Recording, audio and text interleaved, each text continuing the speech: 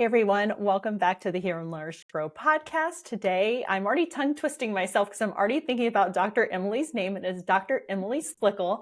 And we were just chatting before the podcast. I was hoping not to butcher that, but I think I got it right.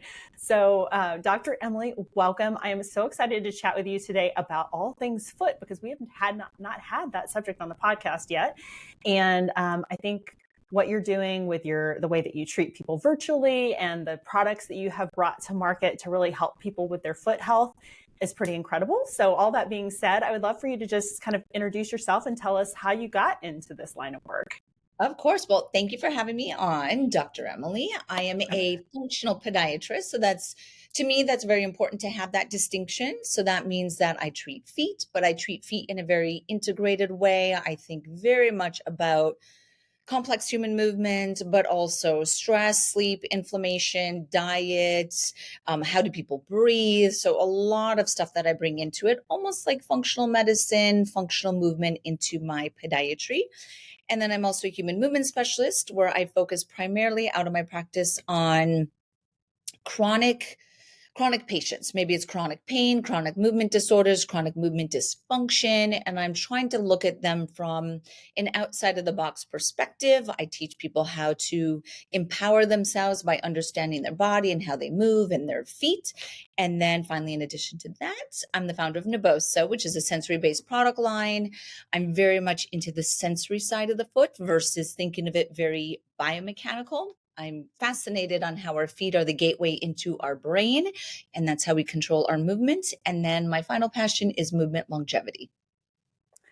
I love that you just covered all of that because everybody that hears that is going to know exactly why I wanted to have you on, because I love having people on that really take a whole body perspective and a functional perspective, because I think so much of medicine, as you well know these days, is, putting a Band-Aid on something without getting to the root cause. And I think it's really amazing what you've done to try to promote this idea of a very holistic thing with your feet, because they're something that are so important to us. And you usually don't think about them too much and still you have a problem with them, right?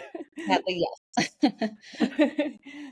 So you mentioned your functional products. I'm guessing that this became kind of a thing because you kept seeing people and were maybe seeing some consistent issues that you were thinking, oh, how can I better help these people? And maybe it's like a little tool or something to help get their foot stronger, or all those sorts of things. I'm guessing you were just seeing a lack in the market. So I'd love if you could just talk about what you were seeing in your practice that then led you to produce these certain tools and products that you have now.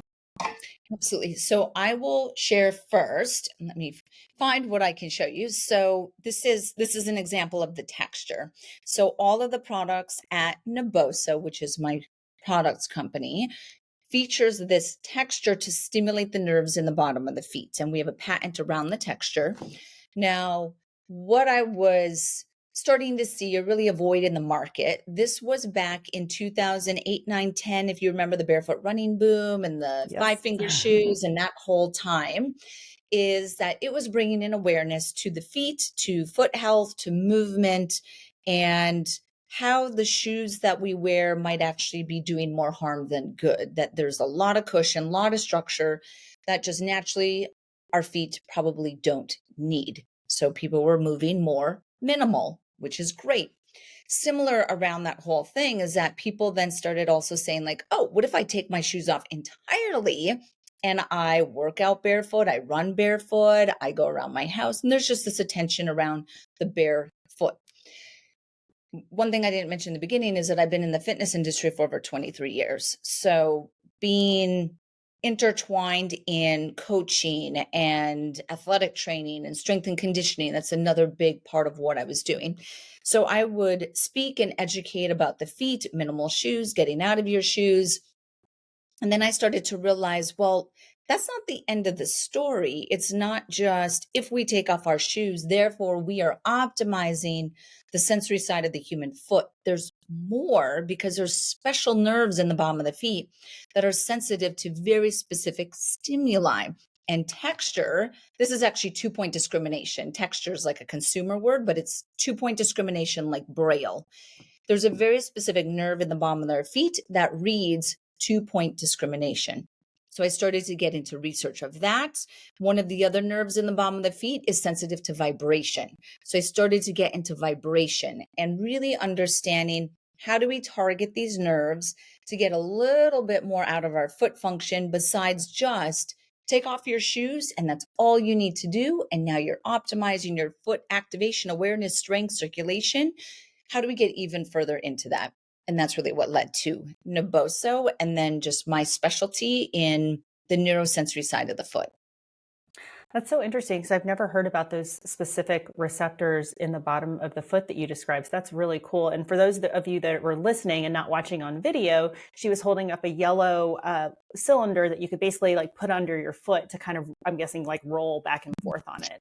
But before we move on with the technology, because I know you have some other things and I want to get into that part where you talked about the vibration, but you mentioned shoes and I have to go there because I was a runner for 17 years and the shoes kept getting more and more padded. And this is what we thought before I read, you mentioned the book, The Barefoot Running. That was such a great book. I'll have to put a link for that in the show notes because I think even if you don't run, it's a really just a great read. But for years, I have like really bad knee problems and stuff now. And I really think it was a factor of I kept wearing more and more padded shoes. And now I see this trend right now. Have you seen the Hoka's shoes? They look like 3-inch heels on tennis shoes, running shoes. So I would love to hear your perspective. I'm guessing there's a balance because then I think, running barefoot or running in very minimalist shoes kind of creates its own problems, especially when our bodies have been used to a certain other way for 50 years. So could you just talk about that a little bit and what you recommend for people as far as footwear, particularly if you're doing something like a lot of running in your life? Yeah, one thing that I would say at the start of any footwear conversation is that we have to remember that footwear is still part of fashion. And that's really important that fashion, all aspects of fashion, have trends. And that includes the footwear industry, is that there are trends that you will see in the footwear industry, some athletic, some not. But for the listeners, I'm sure that they remember Shape Up, so the rocker shoes. Oh, That yes. was the trend. Top, right? So there was this trend within the footwear market that had to do with like shoes that get you in shape, let's say, like the gym in the shoe.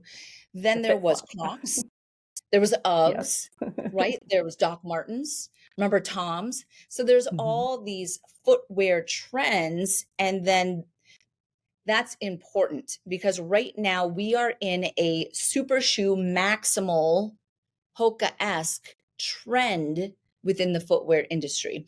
And a lot of people thought that the minimal shoe during the barefoot running boom was a trend and then they would completely go away. However, that's not the case because there is a need and a justification and there's science and evidence behind minimal based shoes. Obviously, it's still trendy. So now Hoka is totally trending in these super shoes. But when we think of them, is a Hoka shoe with a lot of stack or cushion is essentially taken away the important sensory stimulation that we need when we move, whether it's walking, running, jumping, etc. We need that information to create accurate movements. And if you don't have the information, your movement accuracy, your movement efficiency, just the preciseness and the quality of how you move will just not be as high because of less information coming in. Now, can you still move? Absolutely. You're just disconnected. Now, the one thing that I do like about Hoka, which just a little disclaimer on the side, because sometimes I do recommend it to my patients, is that they actually have a rocker in them. And there's a time and place for a rocker, a 4-foot rocker in the front of the shoe that is based off of this carbon fiber interlay that's in the shoe. And if you have severe bunions, maybe you have arthritis in your big toe, you have a neuroma, you have a plantar plate tear or something going on with the second joint, something going on with the 4-foot, it's actually a really good benefit to get into a 4-foot rocker such as a Hoka so that you can still get an optimal step length and you can still walk as close to the right way as possible, because there's a lot of compensations that happen when we can't move through our big toe and our 4-foot the right way. So it's always a balance. So I love the footwear conversation. I do try to look at it very objectively and not say that everyone should be minimal or no one should ever wear Hoka, but let's just be educated on the appropriateness of all the different shoes. Yeah, and I think that's a great point because since I've recently started having these couple of foot issues, and I guess this is the time to chat about that because I think it's really in relation to what you just said about the functionality of your footwear. So I had two things happen kind of close succession. And one was I started having this pain. I Google diagnosed it. I have not been to the doctor, but I Okay. Google diagnosed it as a Morton's neuroma, which you just mentioned the neuroma and why you might want that rocker. And the Mhm. second thing was I was dancing in some silly little kitten heels at a wedding for way too long, like for hours. And I think the pounding of my heel kicked up some plantar fasciitis. And that has been ongoing. And so all this is to say that normally I am a big proponent of, former yoga instructor. I walk around barefoot all the time in my house. If I can not be wearing shoes, I'm happy. But right now, since I've had these two little issues kick up, I've not been able to do that. I've had to wear shoes in the house and have gotten a couple of tools that you just mentioned there, like the little padding under the forefoot because of the way I'm hitting. And then also like slightly more cushion under the heel because of the plantar thing. So I think it is, realize there's a time and a place for everything. Right now I'm considering it in my head like rehab shoes, basically, Mhm. until that my feet are healthy again. So I don't think there was a question wrapped in that, but just to kind of put a fine point on your what you just said about, wearing footwear that's appropriate for what you're doing and what your foot is currently, I guess, feeling in the Yeah. moment or in the season. If I could actually add on that though, because I do see a lot of the patients that I see come to me because they know I'm a functional podiatrist. I work with a lot of the minimal shoe companies. I advocate barefoot training. That one, I'm going to recommend to every single one of my patients that they should be in a minimal shoe, or two, that is like the mecca that they should be achieving towards, right? And then if they happen to have foot pain or whatever it is, that if they go into something supportive, quote unquote supportive, for a period of time, just like you said, your rehab shoes, that they've somehow failed their body of its natural function. And which sounds crazy, but people get really into this natural foot function thing. And I always will share with them that this is temporary. It's transient. We're trying to get control of the situation. So in the case of plantar fasciitis, when someone is having this on and off or just persistently for 6 months, 9 months, a year, sometimes several years, then I say, okay, we need to get control of the situation. I need to get control of the situation because I need to help you to understand tissue stress and the tissue remodeling process so that we can get you in a situation that this is behind you. And that's very hard for patients and consumers and everyone to understand because they're just not doing that dance every day like I am with patients. So there is this important period of time where we are in quote unquote rehab shoes so that we can get control of the situation, right? And then you can go back to strengthening the foot and all your natural and your barefoot. So just that aspect is, I find important for people to understand and say, it's temporary. It's not like I failed my foot or my body, just like with everything, right? And it's Right. that's the psychology of, I think, healing and chronic conditions is it's just a maybe how you frame it in your mind of the relationship to that moment. Yeah, no, excellent point. And I'm hoping, and I am not opposed to, I said I haven't been to the doctor, but a lot of things it's kind of just a wait or see pattern or just let your body do its normal healing process. I've been doing the red light therapy on my kidney on every night on my foot and Good. along with my knee and my other body parts that have pain. But one of the things that you said that I'd like to revisit, because we just talked about that, I'm guessing that one of the issues with my foot, like I recently, well, now it's been over a year, so not as recently, but I started weight training on a consistent basis again. And I'm also noticing, like in my knee pain, for example, I was doing some research on the movement pattern in a squat and why that tends to kick up some stuff with the IT band. But I also think, it goes all the way down to your foot. So I would love if you mentioned like functional movement patterns before.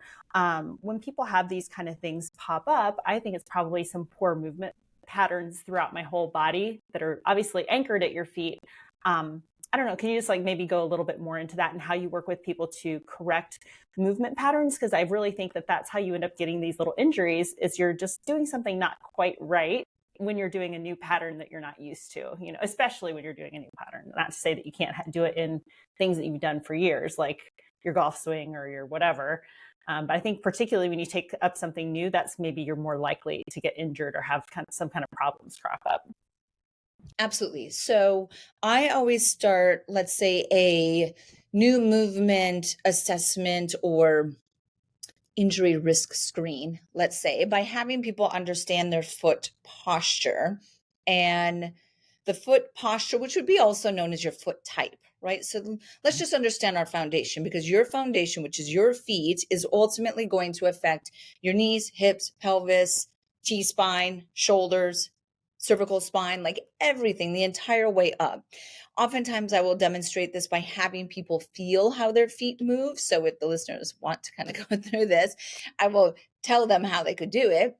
Is that if we stand up and we put our feet shoulder width apart, and you're just starting standing nice and relaxed, doesn't matter how you're standing, and then we roll to the inside of our foot and we exaggerate making a flat foot, let's say, and then we roll all the way to the outside of our foot and we exaggerate that movement and then essentially go back and forth, is that I want people, as they move their foot, to look, see, feel that every time they move their foot, the knee is rotating in, rotating out. The knee rolls in, the knee rolls out, right? You can put your hands on your hips and say, okay, this rotation every time my foot moves is going all the way into my hip. Oh my goodness. Put your hands on your pelvis. Oh, my pelvis goes forward and back every time that I move my foot. So why that's important is, okay, one, you have to appreciate the interconnection of the feet with the rest of the body, because certain positions of the body, leg, knee, affect the way that the muscles contract. So let's say in a squat, as an example, if your foot posture is more collapsed, flat foot, but it's collapsed, we just went through the movement that makes your knees roll in or kind of knock inward, which also makes your pelvis roll forward. Now, both of those, actually all three of those positions, a rolled in foot with a kind of knocked in knee and an anterior pelvis, makes it very difficult for your glutes to contract. It makes it very difficult for your deep ab muscles to contract, makes it difficult for your foot stabilizers to contract, puts a lot of strain on your IT band. So now this is where you could say, okay, I understand how if my foundation isn't stable in the case of a squat, and now I'm going to put weight on my shoulders, okay, now I'm actually stressing the system more. So that little part of understanding our foundation, what is our foot posture? What is the effect of the foot posture on our body alignment? And then how does our body alignment affect the way that our muscles stabilize and that the way that our muscles generate strength? That's really what you're asking, right? And Yeah. that's an important thing for people to understand. I have lots of resources out there on that. It's very hard to kind of obviously do that in just the podcast version, but I have lots of videos actually teaching people how to determine their foot type. If the listeners go to barefootstrong.com, there's actually a foot type quiz on there, and they can start to understand, do I have high arches, flat feet, neutral foot, etc. Nice. And yeah, I'm definitely going to go take that quiz after we talk. But is there like an overarching principle for whether it's no matter what exercise you're doing or what athletic posture, whether it's your golf posture or just standing in your kitchen, if you are having issues, is there something like press into, like in yoga, we'll cue a lot, like press into the big toe side and the baby toe side equally, or is there some kind of overarching thing that you can recommend for just daily life, basically? Absolutely. Absolutely. So I consider this setting your base. So when we set our base, and again, if the listeners want to do this as I'm kind of talking about it, that you would stand up, feet are shoulder width apart, and your foot base or a stable base is set around your foot tripod. So you would lift your toes. And as you lift your toes, feel the pressure under your first met head, fifth met head heel. That's the tripod. Keep the toes lifted, spread them out nice and wide, and then place them back down on the floor. Even just doing those two things, huge improvement in your foot posture and your foot base. However, we can continue and do just two more things, which is, remember the rotation that we did? Collapse in, collapse out. When you externally rotate your hips, so that's kind of like when you squeeze your butt or your glutes, it makes your hips externally rotate. So can the listeners slightly externally rotate their hip, or imagine screwing the heel into the ground, which will slightly lift the arch? Okay, so you're on your tripod, toes are long, straight, and flat. You do a little external rotation to essentially center the arch. And then the last thing is that you want to connect into your toes. So a good base has connection into the digits, and it's literally like 5%. You're saying hello to your toes, right? So you're just kind of touching the tips of the toes into the ground. The way that I get people to connect to how your toes contract or anchor into the ground is through an exercise called a forward lean. So if the listeners stay exactly as they are, arms are by your side, you're standing nice and tall. Imagine that you're stiff as a board. Stay nice, tall, stiff as a board. And then you're going to slightly lean your body forward. Think like a ski jumper or Michael Jackson or something. You're leaning forward and then come back into a vertical position. Slightly lean forward and then go back vertical. Every time you lean your body forward, staying stiff as a board, your toes are going to contract into the ground. The tips of the toes are. This is activating a postural reflex because your body does not want to fall on its face. So your digits, which is part of this long fascial line, essentially prevents you from falling by contracting everything on the backside of your body. So this postural reflex, I want people to feel what happened in their toes. Okay, I feel it. Yes, I felt my toes push down. Okay, can you do that same contraction without leaning your body forward? Can you just stand there nice and tall and relax and boop, push the tips of your toes down into the ground? That connection on your tripod with your toes long, straight, and flat, and just a little lift of that arch, that's going to lock in your base. And that's what I have people do if they stand on their feet all day, if they have foot pain, when they're doing exercises. It's a great way to do the dishes and brush your teeth and all those different things. It's really you setting your foundation and getting it part of really the gravity party, because our feet are really important to how we resist gravity. And the last thing that I'll say is that people who have diffuse foot fatigue or diffuse foot pain, and they're just like the whole foot, the whole bottom of the foot, not one point, it's just boom, the whole thing. To me, that's telling them that they're passive in gravity. They're just, they're sitting in their skeleton. They're not lifted in their fascial system, and they're really becoming subjected to gravity, which is this downward pressure. So for those, I say you got to set your base, get a little tone in there. It's almost like lifting your pelvic floor. Boom. And that's a really great practice to start. Oh my gosh, such actionable tips there. I love it. And I love how you walked people through that. And definitely go to the website and look at the videos as well. But one of the things that you mentioned in there, we always said this in yoga, try to get people to spread their toes. It's amazing how many people cannot spread their toes. And so I was really excited when I went over to your website. One of the things on Naboso is kind of a toe spreader. Can you talk kind of about why you designed that and what the importance is to your foot health or your whole postural chain that you described with that little device? Absolutely. So for those on the video, I have a toe Oh, spreader nice. here, toe separator. This is the Naboso version. This is called Splay. And toe spacers are one of the best ways, easiest ways to reset your feet. Now they're great for bunions, hammer toes, ball of foot pain, which is just called metatarsalgia, neuromas. Obviously, second digit things, plantar fasciitis, they're great for. So this would be really great for you. Oh yeah, A toe I'm on the Right, there website you go. ordering as soon as we're off here, no doubt about it. Right. So they are a very easy way to incorporate recovery for certain conditions. But think about a lot of modern footwear that puts your foot in a restricted position. So now we're essentially doing the opposite, and we're opening up all of the small tissue, the ligaments, the little itty bitty blood vessels, so that your foot can reset itself. The toe spacers in general are becoming one of the fastest growing foot recovery tools, like trends on the market.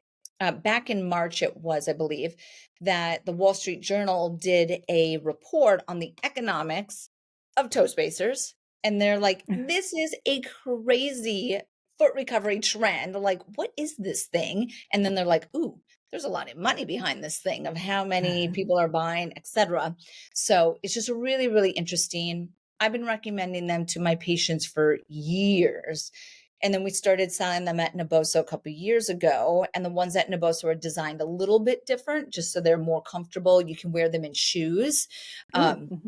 Some of them that people will see on the market are really big and bulky, and you have to just sit on a chair and wear them. You can't walk around. So it depends on the style of what you get, but some, such as the Naboso Splay, you can wear in your shoes when working out, when walking around all day, every day, or it could just be at the end of the day. Great. Or when you're sleeping, even like Or when you're I've been sleeping. wearing the plantar fasciitis boot at night There when you I'm go. sleeping. So let's see, we mentioned the toe splay. We mentioned, we just revisit a little bit the tool that you showed at the beginning that has the patents on the sensory part of the foot? Because I think you touched on that briefly, but what is the importance of that in your daily movement? Does that train your foot to better sense the vibrations and the other two-step thing you mentioned? Yes, absolutely. So this is now I have a different shape. Now it's Yes, round, it's a not, ball. not cylinder, but all of them have this texture. So I just want you to see that again, that texture. The texture is waking up and stimulating the nerves. There's thousands of nerves in the bottom of the feet. Same thing with the palm of the hand and the fingertips. There's many, many nerves. And these touch nerves are actually called mechanoceptors, but they're touch nerves. And it's how we feel the ground when we stand. It's how we feel the ground when we walk. And I mean, just think about that as you're walking and you're navigating different terrains, different surfaces, right? There's maybe there's irregularities, there's different impact forces that are coming in. We need that information.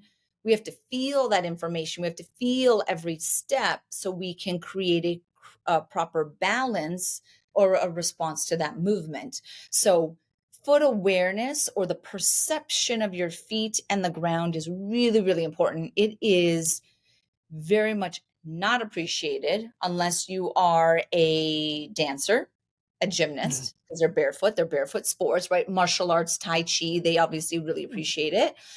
But kind of in the general population way is we don't appreciate this until we have neuropathy. And then we start to say, whoa, I can't feel my feet. I can't feel the ground. So our awareness of our feet and the ground is very much in the background. I'm trying through all these different products and everything I advocate to bring it to the forefront, to bring it to the consciousness of like, yes, I feel my feet. How am I standing? Am I passive in my feet because I'm just thinking about something else, right? Like, how do we stay in tune with our feet, our foot movements, our posture, etc.? So just because I mentioned neuropathy, our products work really, really well with neuropathy, post-stroke, Parkinson's, MS, spinal cord injury, the whole neuro rehab side. Our products work amazing because we're targeting a very specific nerve. And these people know that if they bring in a very specific stimuli, this happens to be 2-point discrimination, then it'll actually wake up the nerves. And people say, I haven't felt my feet in 10 years and I can feel my feet again, which that's huge. That reconnects and empowers someone to movement. And I don't want people to underappreciate movement, because even just every night I walk my dog. Like if I couldn't do that, like that's something small, but it's a huge part of quality of life, right? Almost every pastime that we enjoy involves some degree of movement and the ability to feel our body or our feet. No, and you're right. It's so underappreciated for quality of life. I mean, it's until like I was saying with this injury that I've had, I usually go for a walk every day and I've not been doing that because of I'm trying to let this heal. And it's just amazing how you just don't, I mean, I don't know, I guess you appreciate it, but you just don't realize how important it is to your quality of life until you can't do it anymore. So and Yeah. one group that you did mention in there, which a lot of people come to this podcast for either, they're interested in keto or weight loss. So a lot of them are pre-diabetic or diabetic. And Mhm, unfortunately, mhm. that is one of the really bad things that can happen down the road if you allow blood sugar to be uncontrolled. So I'd imagine that, for those people as well, using that tool could help them possibly regain some function and then also obviously controlling blood sugar so it doesn't get any worse.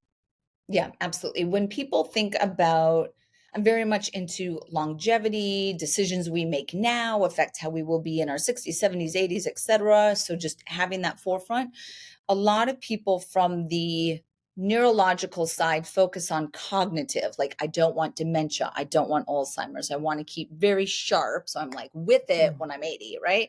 People think that.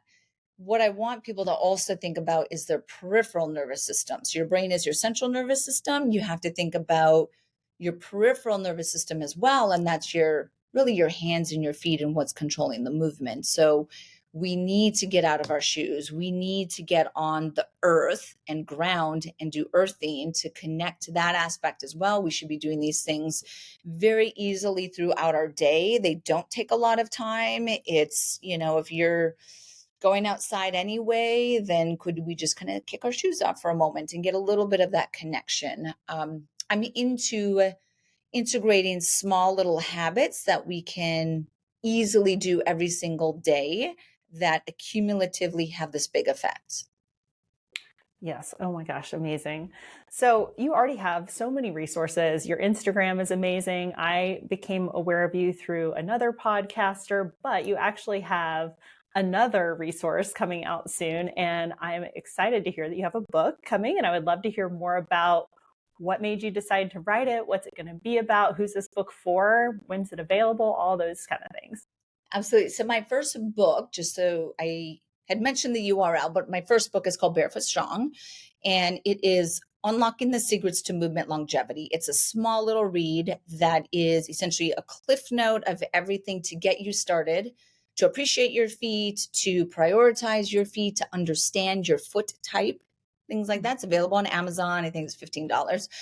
That was my first book, and I published that almost like 10 years ago, I believe. So, long overdue for another book. So, Goes fast, doesn't it? oh my gosh. So, my next book, which is called Sensory Sapiens, is looking at how modern movement is actually aging us. And it's not saying the lack of movement is aging us. Like we are a sedentary society now. Yes, we know that. I don't need to make that argument, but it's much more part of how we evolved to move goes back to sensory. That's why it's the sensory sapiens. We are sensory beings. And I feel like a lot of modernization, cushion and shoes, technology, surfaces, concrete cars, all of that stuff really disconnects us from our external sensory experience with the world around us, and then also our internal sensory experience. And by reconnecting to the sensory side of ourselves, we can then essentially unleash or unlock the proper way to move to support longevity. So it's still on the basis of movement longevity because that's really my belief. The longevity conversation and the number of books that are in the longevity space right now is very high. It's a hot topic, right? People know that's why there's biohacking podcasts and things like that. People just want to be healthy and they want to take ownership of their health. The one piece of that story is specifically how to move, like the quality and the specificity of the movement that unlocks longevity. So we know it's walking. Walking is great, right? That's the most foundational functional movement that we do every day is walking.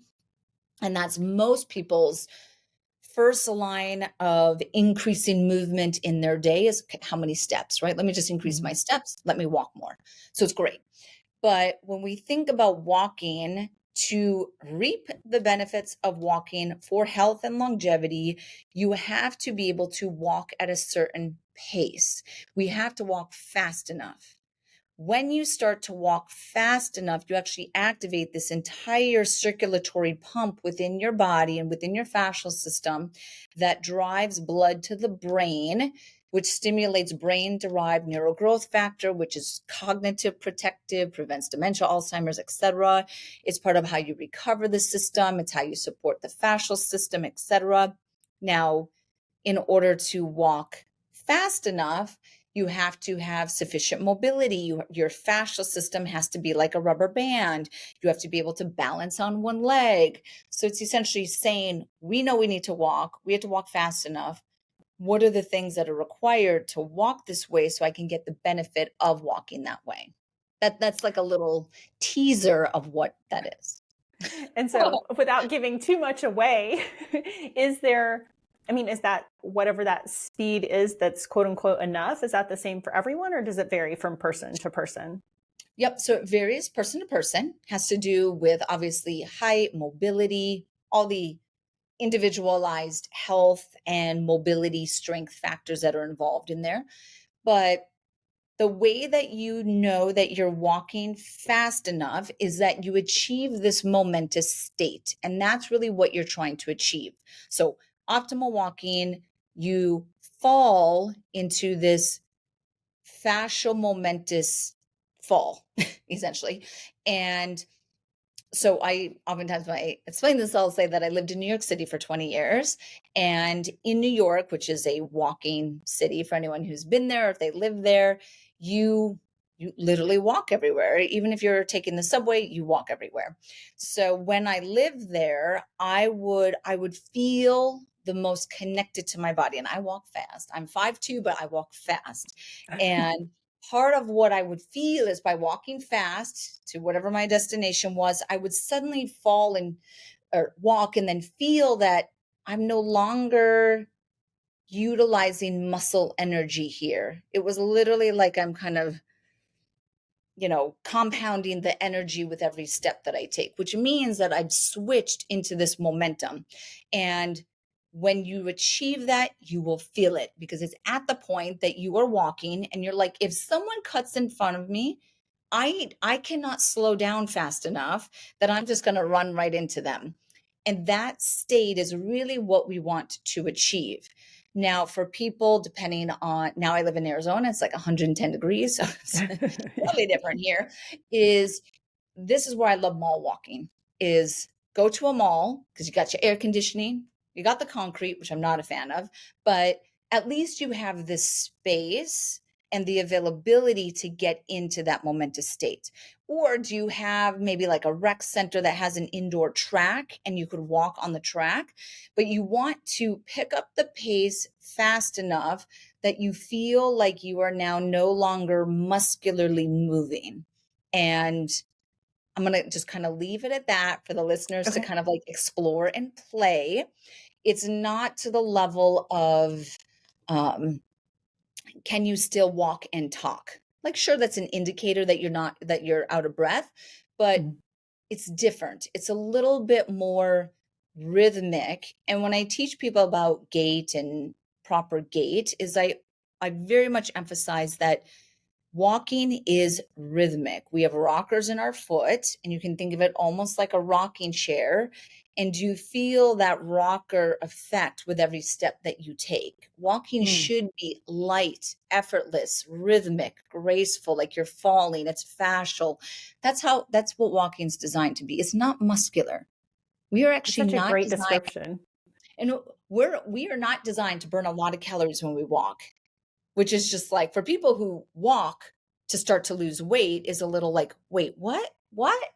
But really, we are not designed to burn a lot of calories when we walk. Doesn't mean that increasing your steps is not a way to start increasing caloric burnage and starting weight loss, but it could just be like, let me play with it a little bit more. Let me wear a rucksack, right?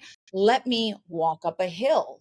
Let me walk upstairs. So you can obviously play with the experience of the walk to burn more calories, but kind of by general recommendation is walking does not burn a lot of calories. So I think what you're speaking to there is just the kind of efficiency of the movement, if done properly, that you've had this momentum, so you're not expending extra energy if you're doing it properly. Which you want to do. So yes, because now I know you want to do that because you want to stay healthy in your body, but not burn calories. I'm going to walk inefficiently. But no, that's not what I'm saying. Because no, we don't want people to get hurt. The benefit of walking efficiently and in this momentous state of what I'm saying is that's what hydrates your fascia system in your joints. And that's what drives the circulatory pump to just feed your brain with lots of oxygen and circulation. So that's where I want people to like understand that there's this difference. Totally. And besides, they should be lifting weights to if they want to lose weight and become more metabolically balanced. So just one final question on that before we go away from the momentum. You mentioned walking on the track or walking outside primarily, but if someone were struggling to kind of find this momentous way of walking, would getting on a treadmill and kind of pushing the speed be a way that they could maybe more easily feel that if they have trouble speeding up while they're outside? 100%. 100%. I just didn't know if there was some reason that maybe you liked.